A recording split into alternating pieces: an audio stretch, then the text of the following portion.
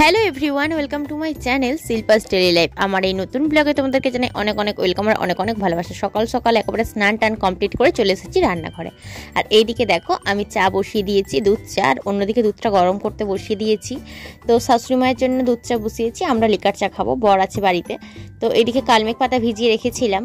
আর গতকালকে দেখো আমি রাত্রিতে না কাগজগুলো টুকরো টুকরো করে কেটে তার সাথে কিন্তু বাসন মাজার সাবান দিয়ে বোতলগুলো ভিজিয়ে রেখেছিলাম, যাতে একটু পরিষ্কার হয়ে যায়, খুবই নোংরা হয়েছিল সেই জন্য। তো যাই হোক, চা খাওয়া কমপ্লিট করলাম। আর আজকে আমাদের বাড়িতে রান্না হবে ফ্রায়েড রাইস আর এঁচোড় চিংড়ি। তো দেখো রান্নাটা আমি করে ফেলেছি। এতে কিন্তু আমি চিকেন কিমা একটু দেওয়া হয়েছে আর চিংড়ি মাছ দিয়ে ফ্রায়েড রাইসটা আজকে বানানো হয়েছে, সাথে ডিম টিম দেওয়া হয়েছিল, মিক্সড ফ্রায়েড রাইস। আর এইদিকে আমি কিন্তু এঁচোড় চিংড়িটাও বানিয়ে ফেলেছি। এই হচ্ছে আজকে আমাদের দুপুরের মেনু। আর করেছিলাম একটু পটল ভাজা, ব্যাস এই দিয়ে আজকে দুপুরে সবার খাওয়া দাওয়া হয়েছে। তো চলো, আজকে হচ্ছে সেরকম কোনো কাজ বাজ নেই। বাবার বাড়ি থেকে যেহেতু বাড়ি আসলাম এই 3-4 দিন হয়েছে, এই সপ্তাহে আর বাবার বাড়িতে যাব না।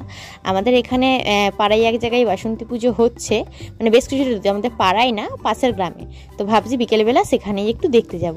আর বিকেলবেলা ছাদ যেহেতু প্রচুর গরম হয়ে যায় তাপেতে, বর দেখলাম ছাদেতে জল ছড়া দিয়েছে, যাতে একটু আর কি ঠান্ডা মতো হয়ে যায় ছাদটা, রুমে যাতে গরমটা একটু কম লাগে, সেই জন্য ছাদটাতে জল ছড়া দিয়েছে। তারপর সন্ধ্যের দিক করে বেরিয়ে পড়েছিলাম এই যে ঠাকুর দেখতে। ভীষণই ভালো লাগলো, একদম দুর্গা পুজো যেরকমভাবে পুজো করা হয়। আমি এই প্রথমবার বাসন্তী পুজো দেখলাম, আমার কিন্তু বেশ ভালো লেগেছে।